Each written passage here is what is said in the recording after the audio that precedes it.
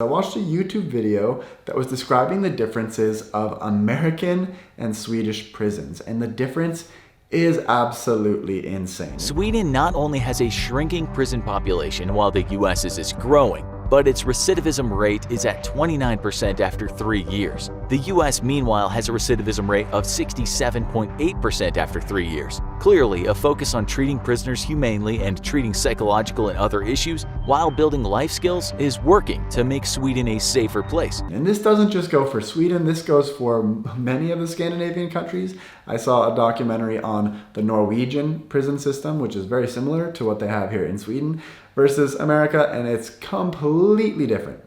It's not for the prison to judge or to punish.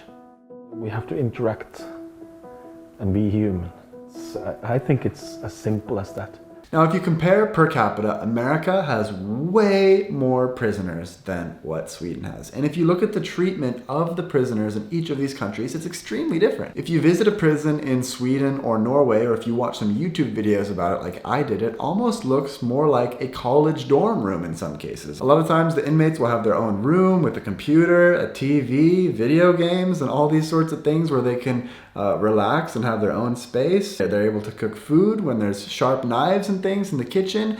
And the prison system here in Scandinavia is really focused on rehabilitation. They don't really have lifelong prison sentences in Scandinavia normally. Like, that's not really a thing, whereas in America, if you really mess up and if you commit murder or rape or some of these more serious crimes in America, you can be put away in prison for life and have no hope of coming back into society. In Sweden, the collective view is that while crime must be punished, the individuals who commit these crimes will one day be rejoining society. And thus, prison represents less a tool for punishment and more a chance to reform an individual while removed from the general population. The biggest difference in the prison system, I think, between Scandinavia and America is that in America, the prison system is viewed as a way of punishing people for wrongdoing. Whereas in Sweden, it seems like the prison system is more geared towards rehabilitation, trying to make the prisoners better people so that when they come back into society, they don't commit those same crimes again. Now, if I were to choose one system that seems better than the other, I have to say I really do like the more holistic approach